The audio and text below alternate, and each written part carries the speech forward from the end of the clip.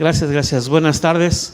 Cabina, ¿me pasan el controlador de la presentación, por favor? ¿Son tan amables? Vamos a comenzar con una enseñanza el día de hoy. Vamos a usar 2 versículos de la Biblia nada más.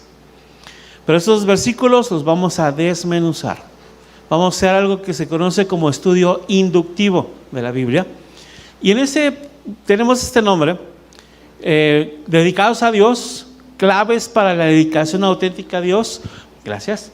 Podemos hablar de, en esencia, 4 claves y una divina consecuencia. Entonces espero que esta palabra sea de edificación para todos ustedes. Empezamos con Romanos. La carta a los Romanos. ¿Sí está prendida? ¿Sí tiene pila? Gracias. Romanos 12, 1 y 2. Leemos así en la versión Reina Valera. Así que, hermanos, os ruego por las misericordias de Dios que presentéis vuestros cuerpos en sacrificio vivo, santo, agradable a Dios, que es vuestro culto racional. No os conforméis a este siglo, sino transformaos por medio de la renovación de vuestro entendimiento, para que comprobéis cuál sea la buena voluntad de Dios, agradable y perfecta. Una parte interesantísima es que la versión 1909 de la Reina Valera decía: transformaos en el espíritu de vuestro entendimiento, porque va un poquito más allá de solamente la parte mental. Pero bueno, vamos a empezar con esta cuestión. Para empezar, una pequeña ilustración de todos los días. Va de repente una señora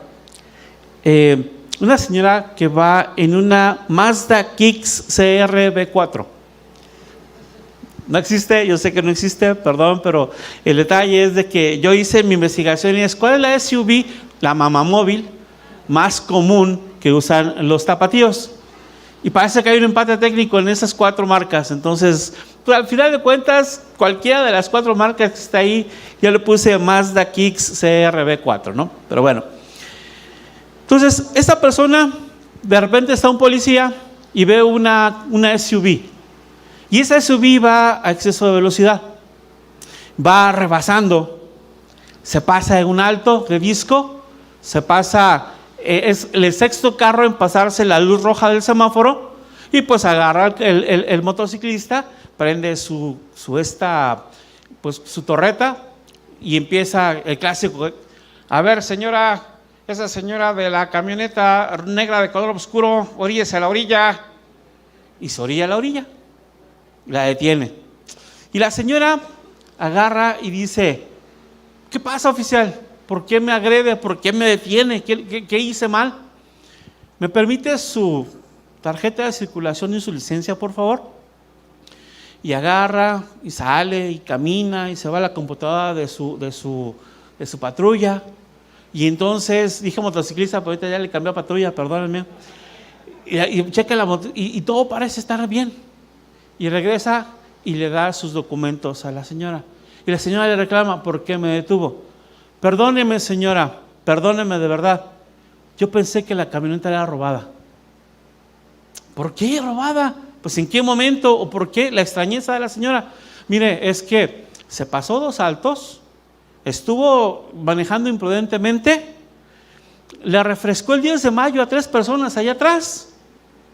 Y cuando pasó a mi lado, yo lo que alcancé a ver es ese montón, esa increíble cantidad de stickers que dice: Cristo es mi Señor, Cristo es mi Salvador, Cristo viene, el clásico Yorkshire, todas las calcomanías habidas y por haber, soy una hija de Dios, y etcétera, etcétera. Entonces, yo pensé, los stickers dicen que una persona cristiana lo está manejando, pero el tipo de conducción no lo es. Esta camioneta puede ser robada. Vamos a checar. La cuestión de esto, hermanos, es qué fácil es realmente que nos amoldemos al mundo, ¿no? O sea, es tan común, es tan cotidiano que hacemos las cosas por inercia. Les voy a confesar. En el 2014 llegué yo a esta congregación y en el 2018 hubo la necesidad de irme por cuestiones de trabajo a la ciudad de Tijuana. Ya había yo pasado 13 años en Guadalajara. Pues llego a Tijuana Imagínense que lo primero que hace el policía es, me detiene. ¿Qué hice mal, señor? Se acaba de pasar un alto de disco, le llaman ellos. ¿Un alto de disco? Y así como tapatío, ¿qué es eso? Eso no existe, es invisible. Vemos los actos que están ahí que dice, claro, una señal roja que dice alto, ¿y qué pasa? No existe, es invisible, no lo vemos. ¿Por qué razón? Porque estamos acostumbrados a manejar con ese estilo. ¿Qué otra cosa vemos? ¿Cuál es el significado tapatío de la luz roja en el semáforo? Se pone amarillo, se pone rojo, 6 carros, mínimo. Si es el séptimo, ya está mal. Pero 6 carros todavía como que hay chance de pasar. Los altos de disco, decíamos, son invisibles. ¿Qué pasa con las cebras? Los pasos peatonales son el perfecto lugar para estacionarse a esperar la luz verde. Las motocicletas, ellos tienen carriles interdimensionales, ¿verdad? Se meten en medio por todos lados, como por agujeros de gusano, y salen por todos lados, no los ves. De repente cuando ves ya te pasó un motociclista por acá, golpeándote el espejo y no te diste cuenta. Entonces el asunto es muy fácil que nosotros como cristianos empecemos a tomar una cuestión que tiene que ver con imitar ciertas costumbres del mundo. Y a veces esa imitación no se queda solamente en la forma en la que manejamos, sino en la forma en la que vivimos. Y nuestro sticker favorito dice: yo amo a Jesucristo, mi vida está dedicada a Él. ¡Gloria, aleluya! Y todo el mundo dice: amén. Nadie dijo amén, pero está bien. Pero entonces es lo que vamos a ver hoy. Nos habla un poquito la epístola de Romanos acerca de lo que es la verdadera dedicación a Dios. ¿Realmente está mi vida dedicada a Dios? 2 versículos me pueden decir, probablemente no. Y es la reflexión del día de hoy. Si mi vida el día de hoy está verdaderamente dedicada a Dios, vamos a verla contra la Escritura. Romanos es una epístola, hermanos, tan hermosa. Si alguien quiere conocer doctrina cristiana bíblica, tome Romanos, léala, analícela, estúdiela. Es el pilar, la columna vertebral de la doctrina del cristiano. Los primeros 11 capítulos habla acerca de doctrina pura, pero a partir del capítulo 12, el apóstol Pablo nos empieza a enseñar lo que decía Santiago. Si tú lo estudias, si tú lo lees, pero no lo ejecutas, no lo sigues, de nada sirve, son obras muertas. La epístola a los cristianos, la segunda parte, también tiene un concepto de aplicación práctica. Y en esa aplicación práctica nosotros vamos a ver justamente eso: 4 cuestiones específicas, 4 claves específicas que nos van a ayudar a entender cuál es la voluntad de Dios para nuestras vidas. Y la consecuencia será cómo es esa voluntad de Dios en nuestras vidas. Para ello, comenzamos. No sé si esta cosa no tiene pila. Le damos siguiente, por favor.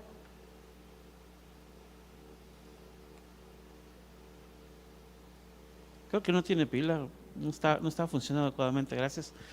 Cabina de control, next, please.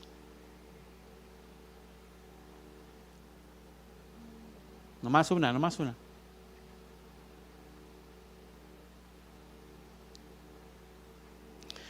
Bien, vamos a ver nuestra primera clave importante. La primera clave es presentar nuestro cuerpo en sacrificio vivo. Hace rato, cuando comenzábamos la alabanza, Marta nos decía: vamos a hacer un sacrificio de alabanza. Al momento en que venimos aquí, hacemos un sacrificio también de nuestra billetera, ¿verdad? También vamos a poner algo. Romanos, síganme con la escritura a Romanos 12:1. Vamos a comenzar la primera parte de Romanos 12:1. Dice así la escritura: así que, hermanos, os ruego por las misericordias de Dios que presentéis vuestros cuerpos en sacrificio vivo. Así nos quedamos. Y vamos a analizar que esto es una exhortación, no es un bibliazo. Muchas veces hay lugares en donde tú exhortas a tu familia a bibliazos, donde te exhortaron a ti a bibliazos, o iglesias en donde aquí desde el púlpito se agarran a todas las personas que están en la congregación a bibliazos, porque esa es la forma de exhortar. Porque en el Antiguo Testamento hacían mucho justamente las exhortaciones a bibliazos, ¿verdad? Imagínense el profeta que le decía desde el desierto, soy la voz que clama en el desierto, le decía, generación de víboras.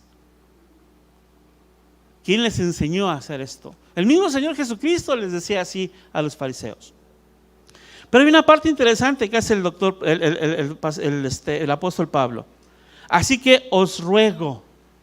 También puede ser traducido como les pido fervientemente, les imploro o incluso les insto, les aliento. Pero ¿saben qué, hermanos? El apóstol Pablo no se está subiendo a su autoridad pastoral para decir hágase porque yo lo digo, sino que les dice por favor, de manera amable, de manera con amor. Es la siguiente, por favor.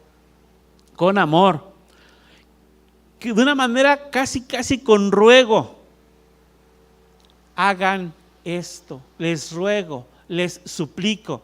Hagan esto, por favor. Siguiente, por favor. Y en esta parte está generando, muchas gracias, presentar nuestro cuerpo en sacrificio vivo. Vamos a ver qué es esa parte importante. Primero le dice, les ruego, les pido, les exhorto, les suplico, les recomiendo. Pero ¿saben una cosa? Aquí tenemos una cuestión apostólica y una cuestión de carácter apostólico en la palabra de Dios. No es una sugerencia, es un mandato. Es un requerimiento, es algo que tenemos que hacer. Así que les demando con amor que presenten a su cuerpo en sacrificio vivo. Como viene del apóstol Pablo, y viene en la Escritura, no es algo que nosotros podamos ignorar. Van impregnadas de una autoridad espiritual especialísima, la del Espíritu Santo mismo. Porque si bien esto se le atribuye al apóstol Pablo, el apóstol Pablo no es el autor de esta epístola. El autor de esta epístola es el Espíritu Santo mismo. Por las misericordias de Dios. Misericordia, una palabra compuesta que tiene que ver con miseria y corazón. Dios tiene misericordia de nosotros, hermano, porque nuestra miseria Él la vio en su corazón. Él la sintió en su corazón y dijo, he de proveer un mecanismo de salvación. He de proveer al cordero sacrificial, al sacrificio perfecto que verdaderamente va a llevarnos a el perdón de nuestros pecados.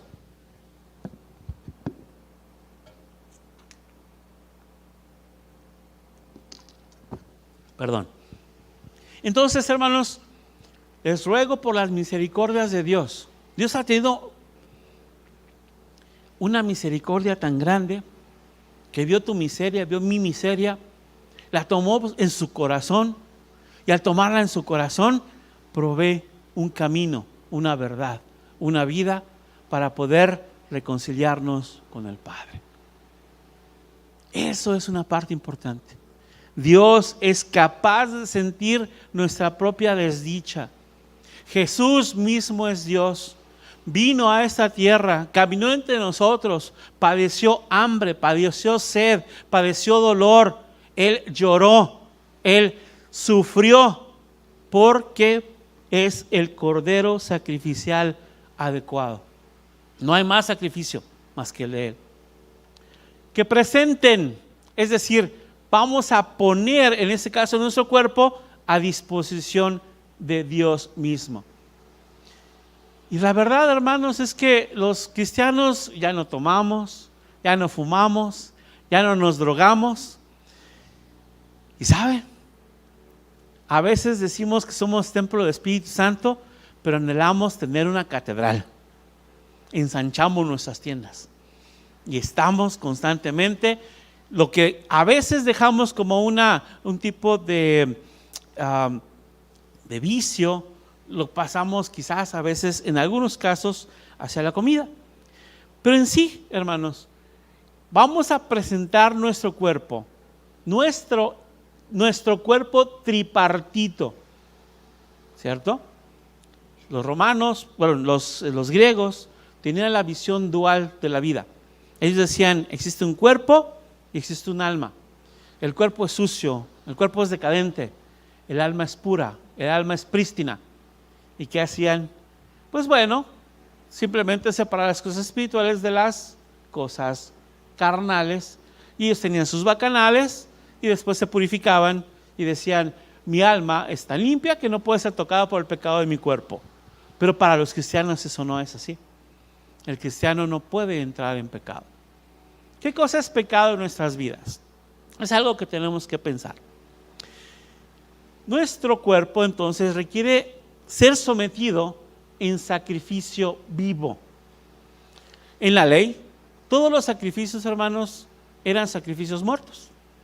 Eran animalitos, sí, sin mancha, sí, sin algún tipo de contaminación, sin ningún tipo de defecto, pero eran llevados ellos de manera irracional, que ellos no piensan, a ser degollados, a ser asesinados.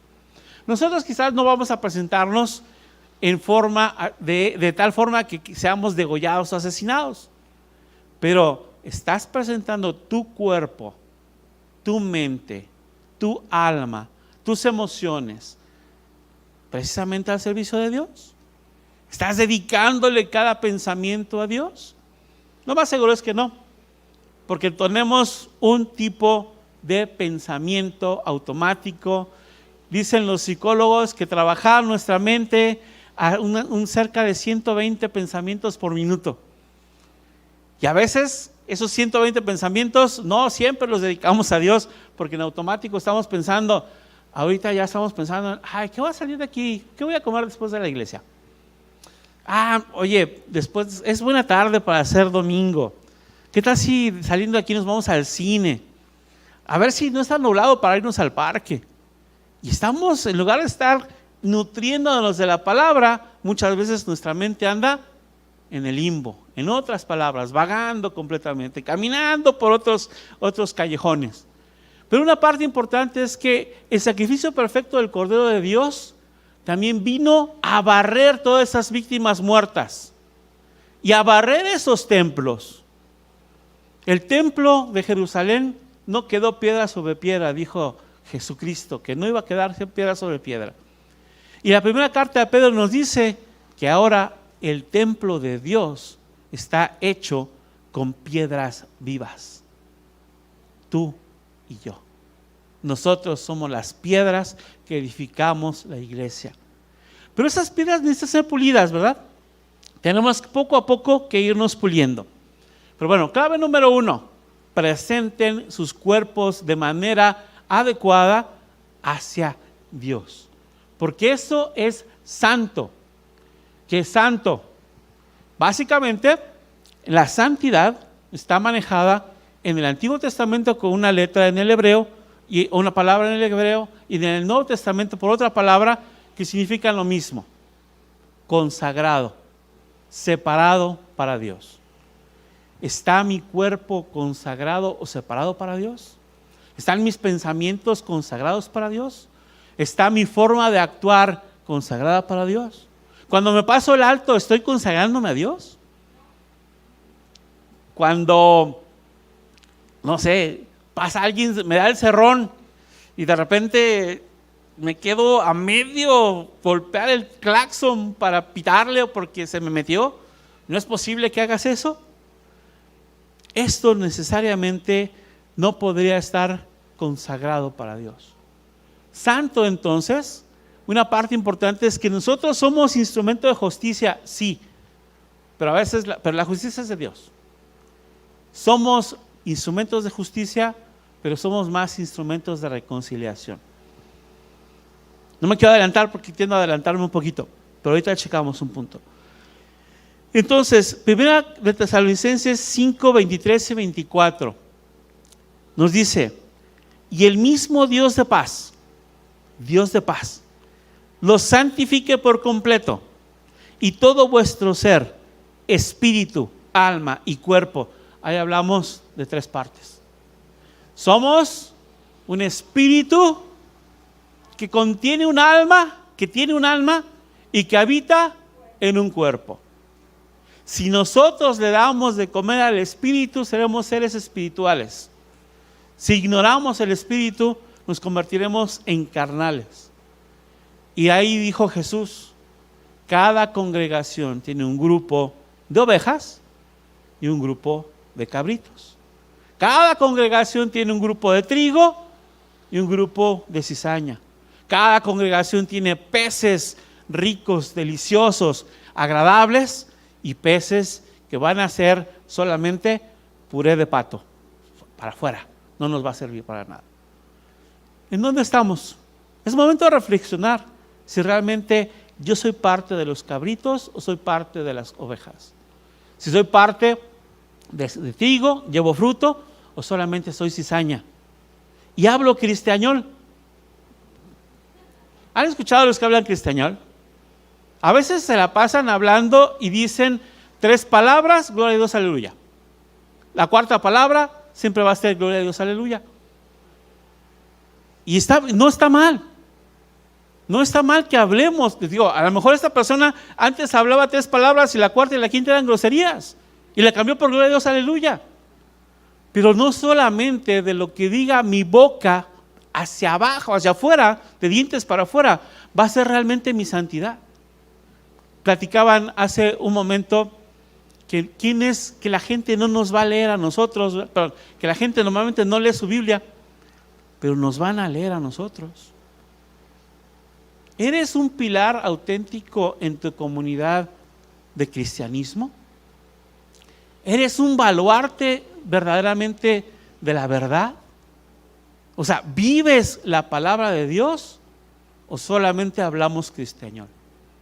Esa es una parte que tenemos que revisar. Insisto, no está mal hablar cristiañol, pero si mis actos y mis palabras no están conectados, algo mal está pasando, algo está inadecuado. Seguimos con Tesalonicenses. Todo vuestro ser, espíritu, alma y cuerpo, se ha guardado irreprensible para la venida de nuestro Señor Jesucristo. Fiel es Él que os llama, el cual también lo hará. ¿Cuándo han visto ustedes a un árbol de papayas pujar para dar papayas?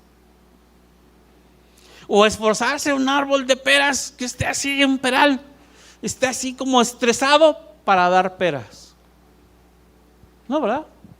Normalmente es su forma natural dar fruto. Lo mismo el cristiano, hermanos. Un cristiano redimido, un cristiano que está conectado como pámpano, está conectado a la vid, que es Jesucristo, va a dar frutos. Aunque no se dé cuenta. ¿Quién la gente que está alrededor tuya, tu familia, la primera que va a decir qué tipo de frutos estás dando? El pastor dice de manera muy clara: si yo quiero saber cómo está un varón en su vida con Cristo, ¿a quién le voy a preguntar? A su esposa, a sus hijos, a la gente que lo rodea. Si en nuestro trabajo nosotros no estamos realmente dedicando nuestra vida a Dios, nuestro trabajo a Dios, se va a ver en nuestros frutos. Hay gente que va a decir: este señor, esta persona, este trabajador, este colega, este vato, tiene algo diferente. ¿Realmente reflejamos una diferencia? ¿O estamos tras bambalinas, escondidos en el mundo, siendo cristianos de la secreta? Otra vez voy al momento, es el otro extremo. El cristiano de la secreta es el que nunca habla, y el cristiañol siempre dice gloria a Dios, aleluya, cada 3 palabras. Pero los actos hablan más que las palabras. Los hechos verdaderamente son los que te van a decir qué tipo de cristiano eres.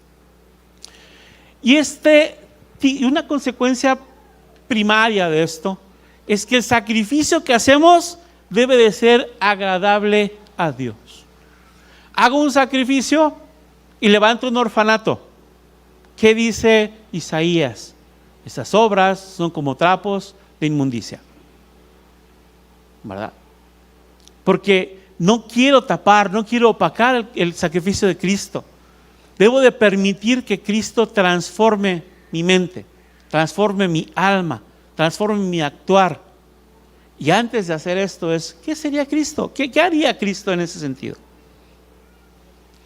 Clave número 2, apenas vamos en la primera, ahorita voy a dar velocidad. Culto racional. A ver, amado, espérame. En la escuela, cuando yo vi filosofía, me decía el maestro que fe y razón están en dos lados completamente opuestos. Y aquí la Biblia nos habla de un culto que tiene que ver con fe, racional que tiene que ver con la razón. ¿De qué se trata todo esto entonces? El culto racional es justamente que yo no soy una oveja, yo no soy un cordero, yo no soy un macho cabrío que va a ser sacrificado sin que yo ponga mi voluntad en ello. Un ser irracional no piensa, un animalito no piensa para llevarlo al sacrificio.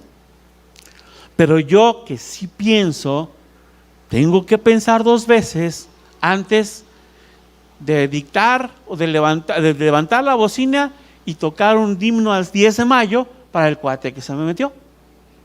Hay un autor secular que tiene una cuestión muy interesante. Él dice, es que hay 2 cosas, uno se llama emoción y otra cosa que se llama sentimiento. La emoción es algo instantáneo y el sentimiento es el que me va a dar la respuesta. El estímulo y la respuesta tienen 1.2 milésimas de segundo para que se dé aproximadamente. Entonces, si alguien entra, me da una emoción, yo tengo una respuesta y la respuesta es pitar.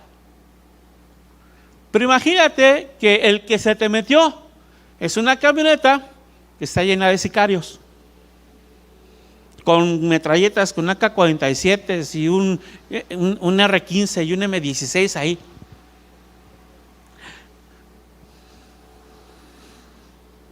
No le vas a pitar. Tienes el poder. Tienes el poder de evitar dar el claxonazo. Tienes el poder de decidir tu respuesta. Y el poder de decidir tu respuesta está también con que tienes un copiloto al lado. Cuando vas solo manejando o sola manejando, tienes un copiloto al lado. Y lo tenemos en los stickers. Mi copiloto es Jesucristo. Amén. Que sea siempre Jesucristo nuestro copiloto. Que sea siempre Jesucristo nuestro copiloto. Porque ahí es donde, si pensamos que estamos viajando con Jesús a nuestro lado, ¿vas a poner el himno del 10 de mayo al que se te metió? No, ¿verdad? Pásale, Dios te bendiga. Es diferente. Culto racional. Una parte interesante ahí, una palabra rara. Nuestra adoración a Dios debe ser racional, intencional y volitiva. Voy a ver, racional, pongo mi razón, mi raciocinio, mi razonamiento, mi pensamiento en él. Intencional es, aquí está, yo la voy a dar. No es que venga por una respuesta emocional. Estoy haciéndolo de manera con intención. Y volitiva tiene que ver con la voluntad. Mi voluntad está en servir a Dios. Si mi voluntad está en servir a Dios, todo lo que hago tiene que ser para Él.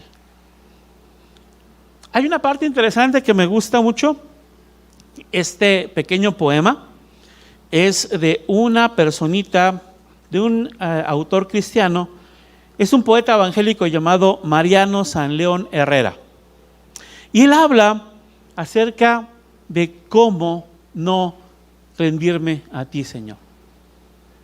Qué amor tan inmenso, Señor, en ti he visto, ¿Qué amor me revela tu hondo sufrir? ¿Quién puede poner su vista o posar su vista en tu leño, en tu cruz, y luego insensible su ruta seguir? Cada que ves la cruz, ¿en qué piensas? A veces, en el taller del alma, ponemos una cruz para clavar ahí nuestros pecados, para saber cómo el Señor perdona nuestros pecados, porque ya fueron clavados en la cruz. El acta de decretos estaba en la cruz y fue completamente limpiada, y todos tus pecados fueron arrojados al mar, al fondo del mar, en donde el Señor dice: no lo sé, ya no lo recuerdo, ya los olvidé. Entonces el punto es, en ese sentido, cómo no rendirme a ti, Señor, de manera intencional, de manera voluntaria, de manera volitiva, para decir: ¿has muerto por mí en la cruz? ¿Qué fue la respuesta cuando tú viste que estabas en una total depravación? Espérame, yo no era mocha orejas. Está bien, probablemente no. Pero la Biblia dice que el hombre está en un estado de total depravación. Y aún a pesar de eso, en ese estado miserable, el corazón de Dios dio a Jesús. Y ves la cruz y dices: ¿cómo no caer de rodillas y decir: gracias, Señor, porque no lo merezco? Hermanos, lo único que nos merecíamos era el infierno. Y el Señor no nos da lo que nos merecemos, nos da lo que no nos merecemos. Clave número 3, no conformarse a este mundo. Y ahí vemos un mapa, ¿no? Parece que es un batimóvil o algo similar, pero bueno, la idea es que ese es un esquema.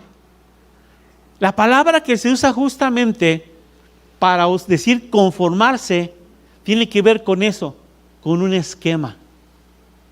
No seas el esquema del mundo. No adoptar el esquema o la apariencia o la forma del mundo. Un proceso de inyección de plásticos ahí para hacer los rotoplast, que son tan buenos que llegan hasta Puerto Vallarta, ¿no? Ya vimos por ahí. Pablo usa este verbo para definir la forma propia que se manifiesta un mundano. Un mundano es el que vive en el mundo, el que adopta el esquema del mundo. Hay una palabra interesantísima en Hechos. Pedro es por ahí, no es fariseo, pero es judío. No, yo comer cerdo, ¿cómo crees? Y hay una aparición en Hechos que le dice: mata y come, porque tú no puedes llamar inmundo a lo que yo he hecho puro. Y entonces Pedro dice: bueno, entonces mientras esté con Cornelio, me echo mis taquitos de carnita y mis tacos de moronga. Pero mientras esté con los judíos, no, o sea, tengo que hacer pura comida kosher, ¿no? Pura comida bendecida, pura comida limpia, nada que ver con esto. Y es Pablo el que le dice a Pedro: eres un hipócrita, porque te comportas de dos formas diferentes con dos tipos de grupos de personas. Y la verdad, hermanos, es que el atrio de nuestra iglesia se convierte en algo transformador. Hay parejas que vienen agarrándose a codazos, enojadas, casi pateándose, pero nomás entran al atrio de la iglesia y se agarran de la manita y se abrazan y hola hermanos, bienvenidos todos. Está mal, ¿no? No puede ser de apariencias nada más. Allá afuera y aquí adentro tenemos que ser lo mismo.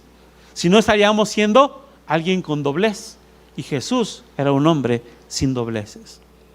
Adoptar esta forma entonces, como de un molde se tratara, en cuya figura el molde es el mundo y el hombre adopta esta forma.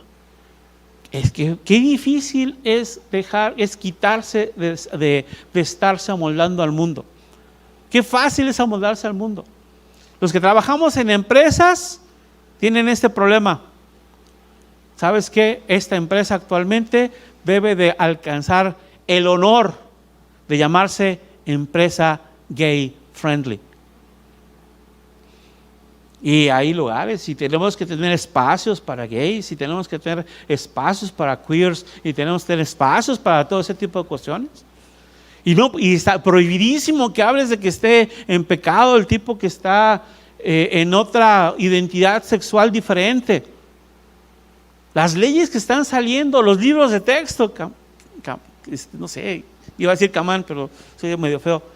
Vamos, ya lo dije. Los libros de texto que están hablando ya específicamente de tribus urbanas y de la posibilidad de que un niño de sexto pueda decir: es normal que tú te estimules de manera sexual. Un niño de quinto, sexto de primaria. Hay mucha gente que está en contra del libro de texto, ¿no? Aparte de los errores, de los horrores por ahí, incluso con los nombres de Miguel Hidalgo y Costilla y demás. Pero es muy difícil no moldarse a este mundo. Pero, hermanos, el mundo no es algo que debemos imitar. Esto que está aquí se conoce como la Agenda 2030, conocido como el desarrollo sostenible. Pero hay una de las partes importantes, más fuertes que ha estado llegando hacia nosotros, es la inclusión. Hay un proyecto de ley que ahorita se rechazó en la primera instancia, pero el proyecto de ley era ir en contra de las terapias de reconversión de género. ¿Qué es eso? Si una persona con una tendencia homosexual llegase a esta iglesia, nosotros tenemos la obligación de arroparlo, de amarlo y de bendecirlo, pero también de llevarlo al arrepentimiento, porque sabemos que, de acuerdo con la palabra de Dios, la Biblia dice que el afeminado no entrará al reino de los cielos. Y esta iglesia no quiere realmente membresía, sino quiere hijos de Dios auténticos. Entonces, el varoncito o la mujer que tiene tendencia homosexual, que llega a esta iglesia, debe tener esa terapia de reconversión. O sea, tenemos que hablarle, tenemos que darle palabra, tenemos que ministrarlo. ¿Para qué? Para que arrepienta sus pecados, rinda su vida a Cristo y regrese a los caminos verdaderamente de Dios. Pues hay una iniciativa de ley que ahorita ya ha estado en la segunda vuelta, para que los pastores tienen prohibido hacer eso. Y si esa ley se acepta, adivinen qué va a pasar. Pastor que se atreva a levantar una palabra en contra de esa identidad sexual de la persona puede estar encarcelado. Ha habido muchas cosas así. Ha habido algunos de los estados en donde hemos encontrado personas, se ha visto personas que han sido encarceladas por decir: la Biblia dice hay dos sexos, hombre, mujer, biológico, XY y XX y XY. Hay gente que está siendo encarcelada en algunos lugares por atreverse a decir esto. Ahora, hermanos, sabemos que nuestra lucha no es contra carne ni contra sangre, ¿no? Y desafortunadamente en los gobiernos está infiltrado el maligno.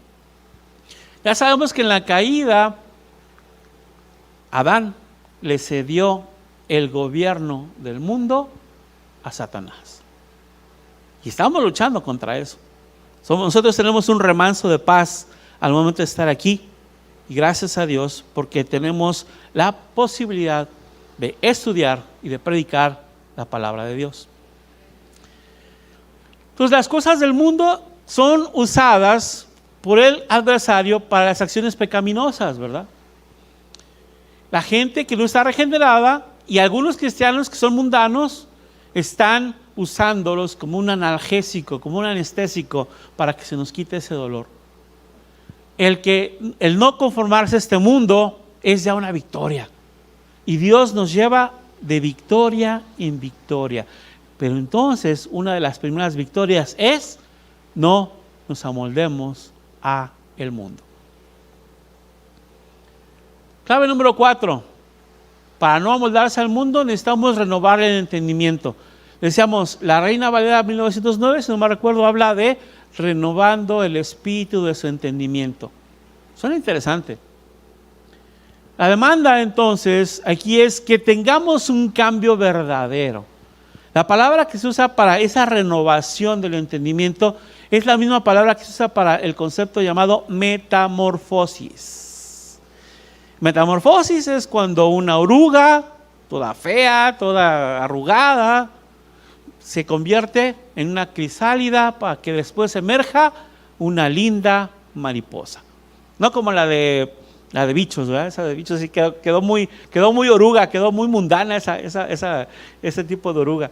Pero una transformación completa de un gusanote que lo vemos y normalmente está feíto, a una mariposa monarca, por ejemplo.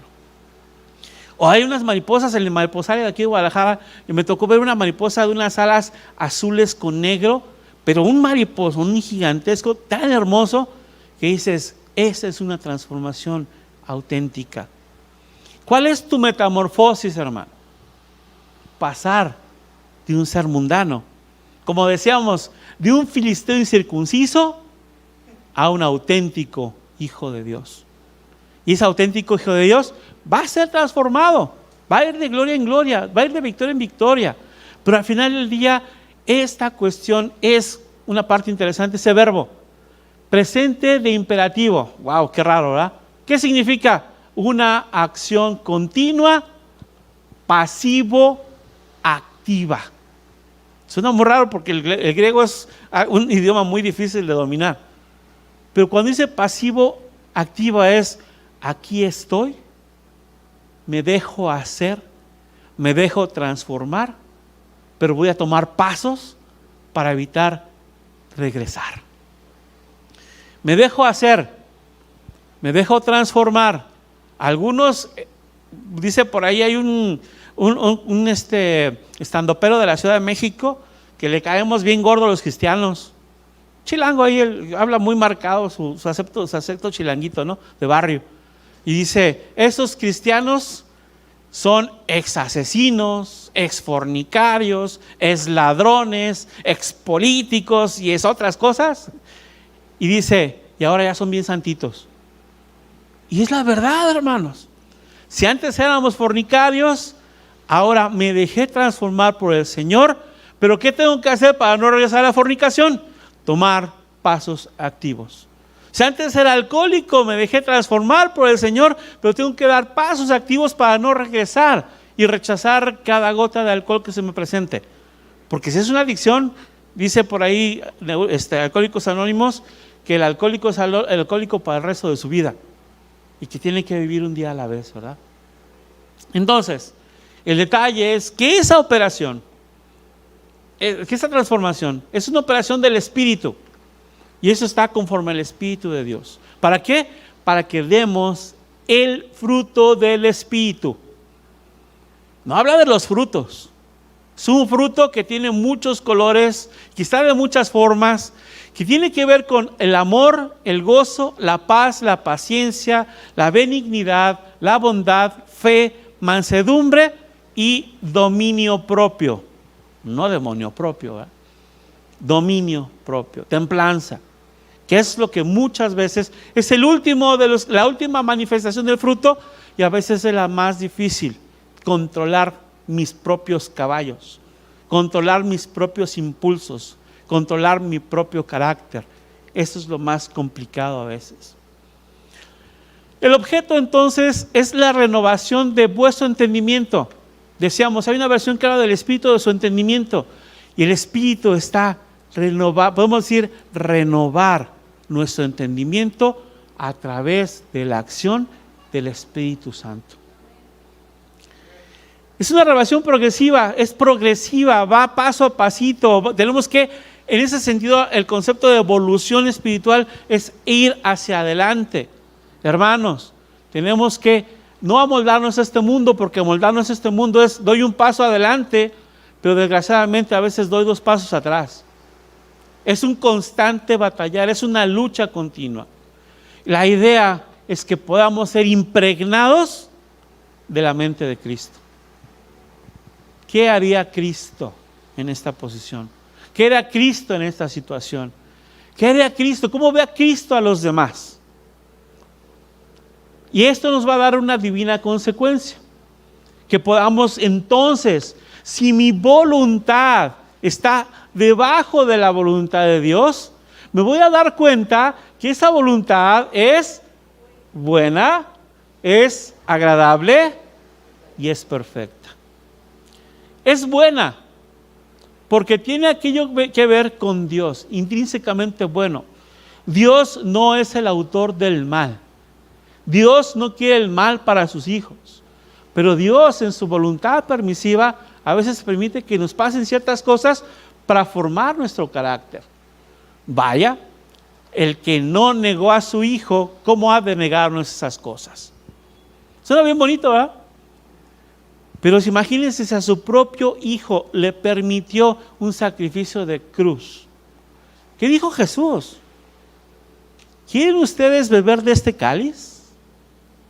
Le dijo a sus discípulos, seguramente lo harán. ¿Cómo murieron los discípulos?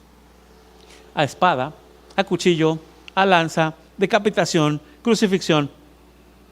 Incluso no está en la Biblia, dice la historia primitiva que al apóstol Juan, antes de ser expulsado a la isla de Patmos, guardado ahí en la isla de Patmos, primero fue aventado a un caldero de aceite hirviente.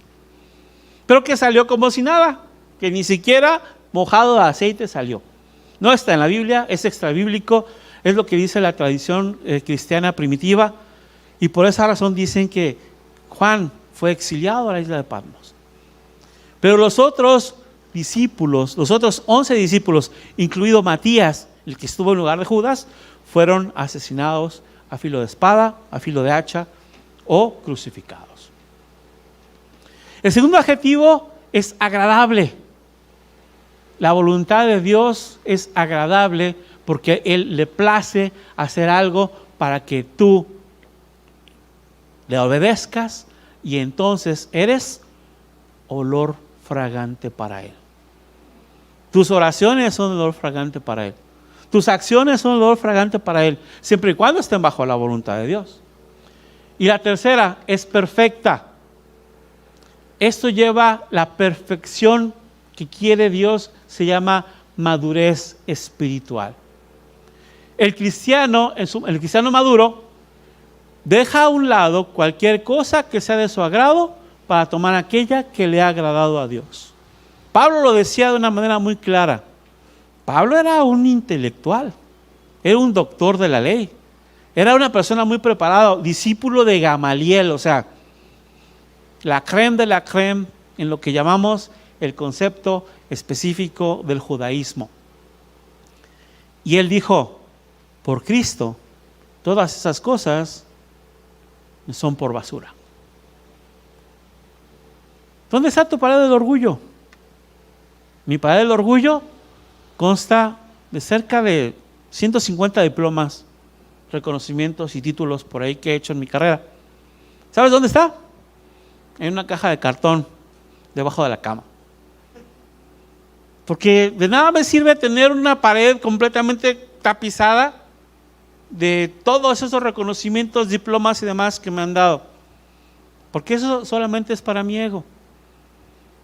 Rindo cada uno de mis títulos, cada uno de mis grados académicos a Dios, porque el día en que yo esté en su presencia lo voy a tomar como coronas que van a estar a sus pies. ¿Hacemos las cosas para agradar a Dios? ¿Es mi voluntad verdaderamente agradar a Dios? ¿Cómo ve Dios a los demás? Hace rato platicábamos, por ahí salió una risita, el filisteo incircunciso, ¿verdad? Y a veces estábamos ahí como, tenemos, imagínense, tengo, no sé, un pariente, una pariente mujer, una parienta, prima por ejemplo, que está saliendo con un chico del mundo. ¿Y cómo nos referimos al chico del mundo? Ten cuidado con ese filisteo incircunciso porque te puede engañar, te puede hacer algo malo. Ten cuidado por esto porque estás en un yugo desigual.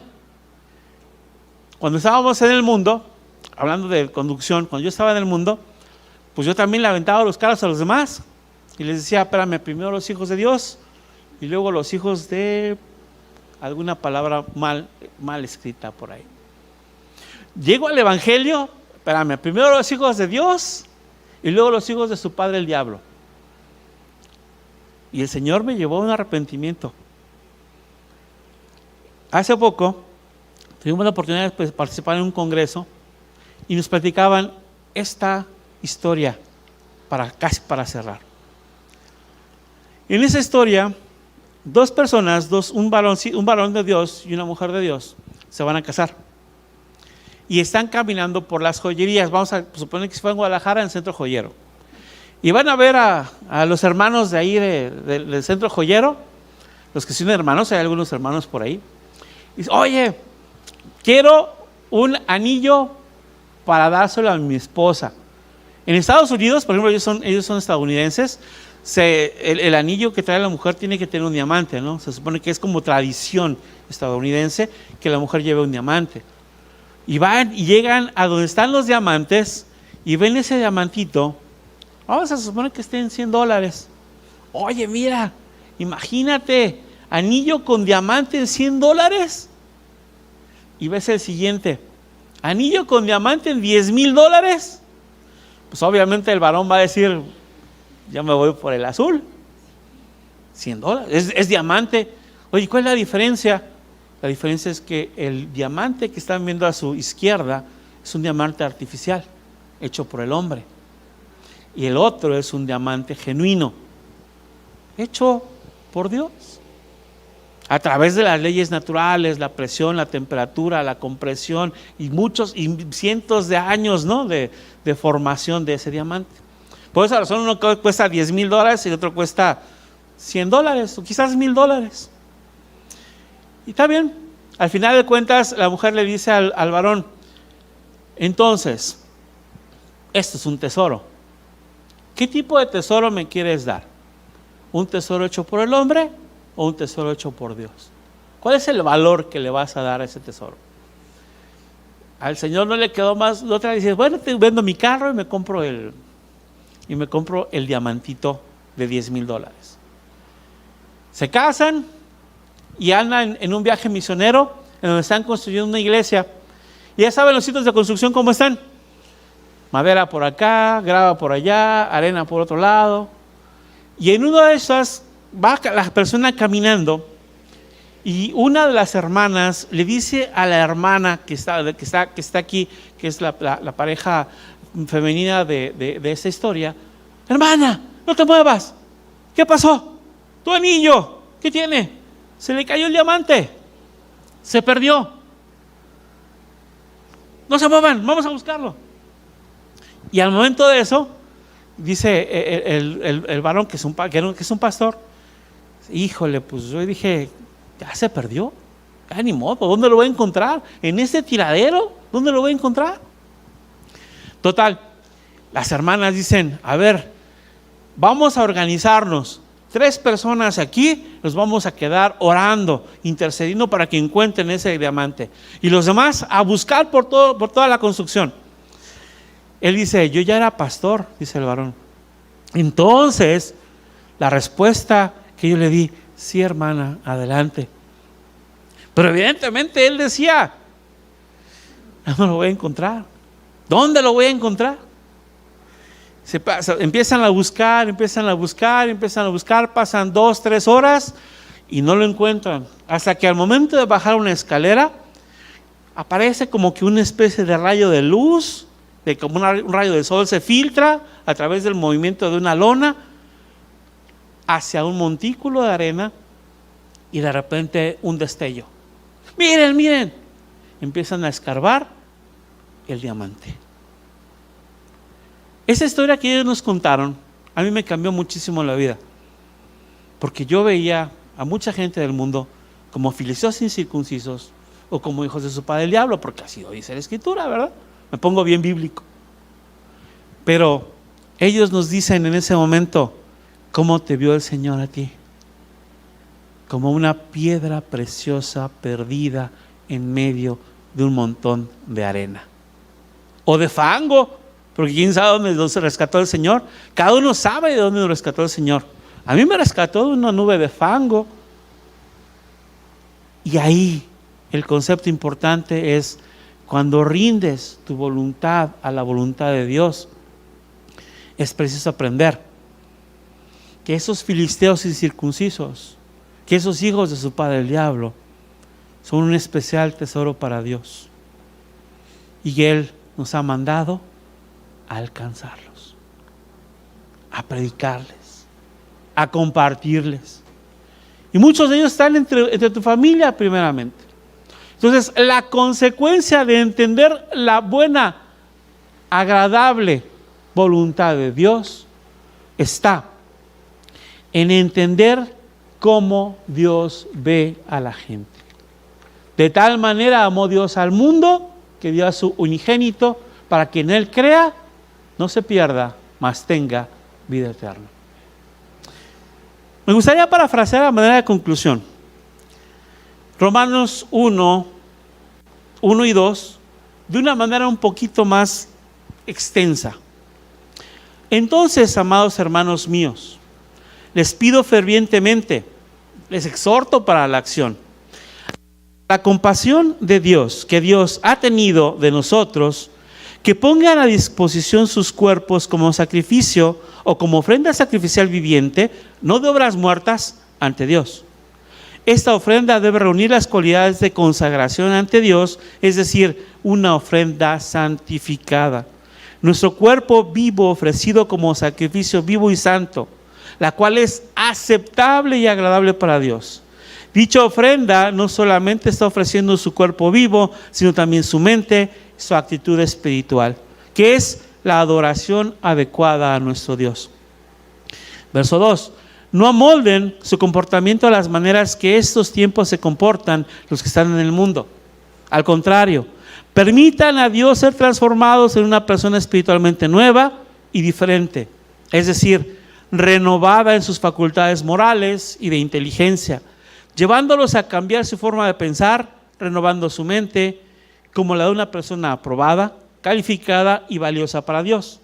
Esta decisión suya los calificará para entender el propósito de Dios en sus vidas, su voluntad, la cual es moralmente correcta, agradable y perfecta. Tenemos una alabanza para cerrar esta enseñanza. Yo espero, hermanos, sinceramente, que esta reflexión, que está un poquito estructurada, está un poquito así como media teológica, les haya llegado al corazón. Ponemos la alabanza, por favor. Vamos a orar. Se llama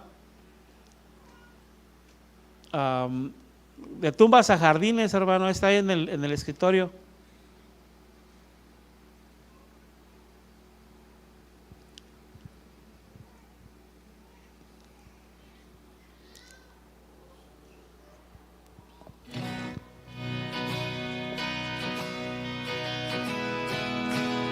Si gustan ponerse sobre sus pies, vamos a escuchar y entonar esta alabanza juntos, por favor.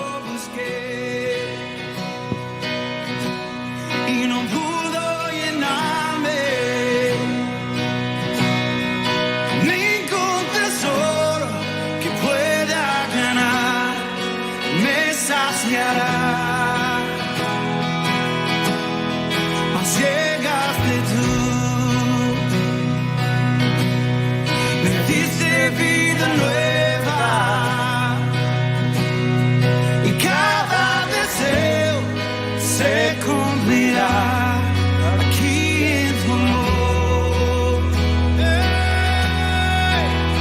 Oh, no hay nada, nada mejor, no hay nada, nada mejor, no hay nada, nada mejor que mi Dios.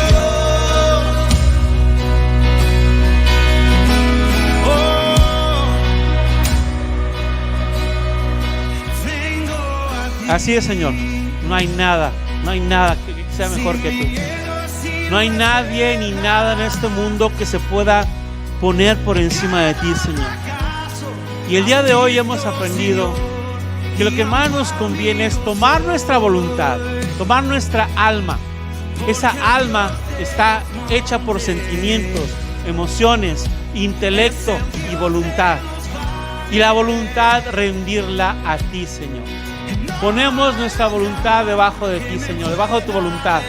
porque queremos conocer cómo tu voluntad buena, agradable y perfecta nos lleve a entender cómo ves tú el mundo, cómo ves las cosas y cómo quieres que tus hijos se comporten, Señor.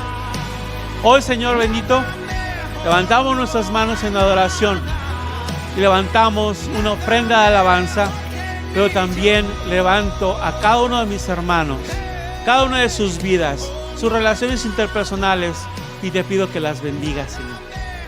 Que ellos, aquellos que hayan decidido hoy entregar su voluntad a ti, encuentren que no hay nada mejor que estar bajo tu voluntad. Dios bendito, glorifícate en renovación de vida en Cristo. Dios bendito, glorifícate en nuestras voluntades, en nuestro amor, en nuestra dedicación a ti. He aquí tu pueblo que busca dedicarse a ti, en el nombre de Jesús. Amén y amén.